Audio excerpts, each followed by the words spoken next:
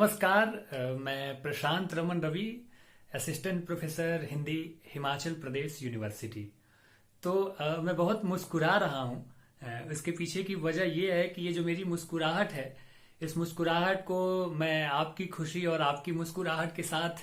मिलाकर इसका स्वाद, इसका रंग खूबसूरत बनाना चाहता हूँ। वो इसलिए कि आज मैं एक जो वीडियो लेकर आपके बीच में आया हूँ, उस वीडियो में मेरे पास कुछ अच्छी योजनाएं हैं, कुछ अच्छी प्लानिंग्स हैं, जिसके बारे में मैं आपसे शेयर करूंगा और हम साथ जुड़कर एक बेहतर सपने, एक बेहतर भविष्य और एक बेहतर व्यक्तित्व की तरफ आगे बढ़ सकते हैं। तो वो प्लान ये है कि अच्छी हिंदी बोलना, अच्छी हिंदी लिखना और अपनी अभिव्यक्ति की कुशलता को खूबसूरत बनाना हर एक विद्यार्थी का एक सपना होता है। या इसके अलावा जो भी प्रतियोगी परीक्षाएं होती हैं, चाहे वह एचएएस की हो या छोटी से छोटी परीक्षाएं, चाहे वह सिविल सर्विसेज यूपीएससी की हो, जो भी परीक्षाएं होती हैं उसमें अनिवार्यतः आप देखते हैं कि हिंदी भाषा और व्याकरण से बहुत सारे प्रश्न पूछे जाते हैं। पर हमारी आदत क्या है कि हम बचपन से ही हिंदी को इतने हल्के में लेते हैं कि न तो हम ठीक से बोल पाते हैं, न हम ठीक से शुद्ध लिख पाते हैं और ना ही हमारी अभिव्यक्ति इतनी प्रभावकारी और संप्रेषणीय होती है कि वह दूसरों को बहुत अच्छे से प्रभावित कर सके।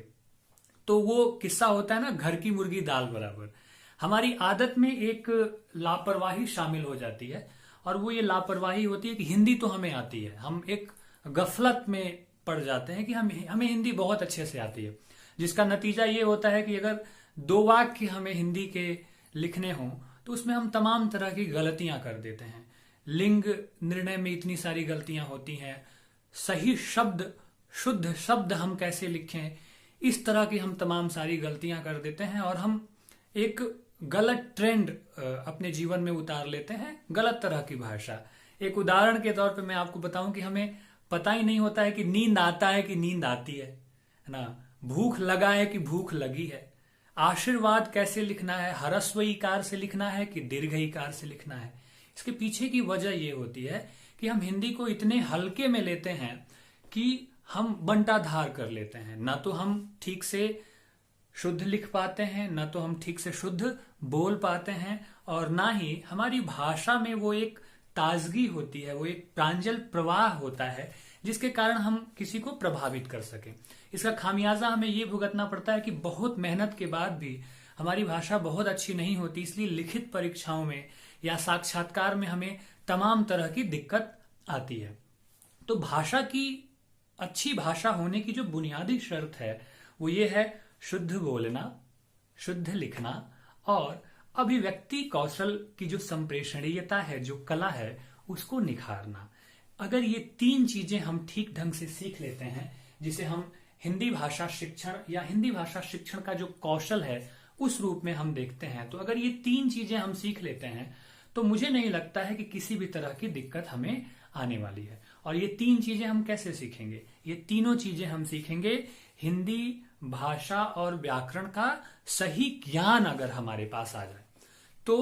मैं एक योजनाबद्ध तरीके से एक बहुत अच्छी शुरुआत करने जा रहा हूं और उस शुरुआत के अंतर्गत प्रयोजन मूलक हिंदी, यानी कि दैनिक व्यवहार में जिस तरह की हिंदी का हम इस्तेमाल करते हैं, जैसे प्रायः अक्सर आपको एक आवेदन पत्र लिखना हो तो आप सोच में पड़ जाते हैं कि आप कैसे लिखें आवेदन पत्र, जबकि एक सामान्य सी बात है। तो प्रयोजन मूलक हिंदी से मेरा तात्पर्य है दैनिक व्यवहार में, यानी कि अच्छा बोलना, अच्छा लिखना और अच्छे से अपनी बात रखना।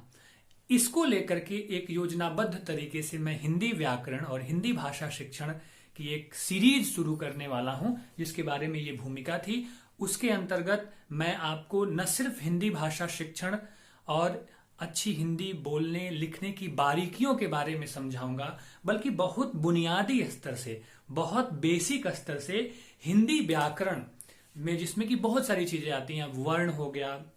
शब्द हो गया, क्रिया है, सर्वनाम है, संज्ञा है, संधि है, ये सारी चीजें आपने पढ़ी है स्कूल में बेशक, लेकिन पढ़ तो लिया है, लेकिन उसे हम ठीक से समझ नहीं पाए हैं। और समझ क्यों नहीं पाए हैं? या तो रुचिकर ढंग से हमें पढ़ाया नहीं गया, या तो हमने बहुत लापरवाही के साथ उसको पढ़ा। इस कारण वह हमारे व्यवहार में ठीक ढंग से उतर नहीं पाया और हम गलती पे गलती करते चले जाते हैं। तो मैं बहुत योजनाबद्ध तरीके से हिंदी भाषा शिक्षण का एक कार्यक्रम, एक प्रोग्राम अपने इस चैनल पे सीरीज दर सीरीज शुरू करने वाला हूं। और इसके साथ ही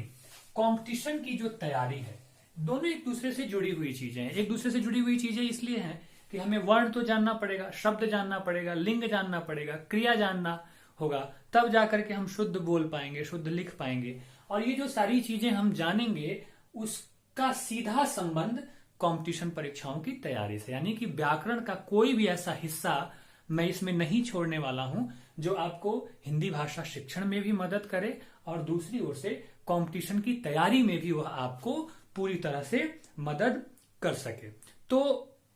इसके लिए आवश्यक है कि आप रेगुलर जुड़े रहें, क्योंकि मैं बहुत बेसिक स्तर से इसकी शुरुआत करने वाला हूं। धीरज के साथ, पेशेंस के साथ आप मेरे साथ जुड़े रहें और मैं कल परसों से, यानी कि आने वाले 1-2 दिनों में एक एक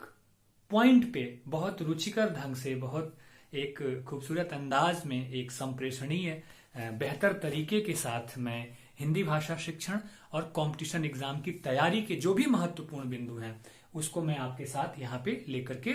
आने वाला हूं, जिसमें कि HAS परीक्षा, एलाइड सर्विसेज और जितनी भी छोटी मोटी परीक्षाएं होती जिसमें कि हिंदी व्याकरण अनिवार्य रूप से पूछा जाता है, संज्ञा, समास, संधि, क्रिया, शब्द, उच्चारण, ये सारी चीजें बहुत रुचिकर ढंग से मैं आपको अपने इस सीरीज के दौरान पढ़ाने वाला हूं। तो मेरी ये गुजारिश है आप सबसे कि आप सब ज्यादा से ज्यादा मात्रा में मेरे इस वीडियो को शेयर करें और दूसरे लोगों तक पहुंचाएं, ताकि वो जुड़ें और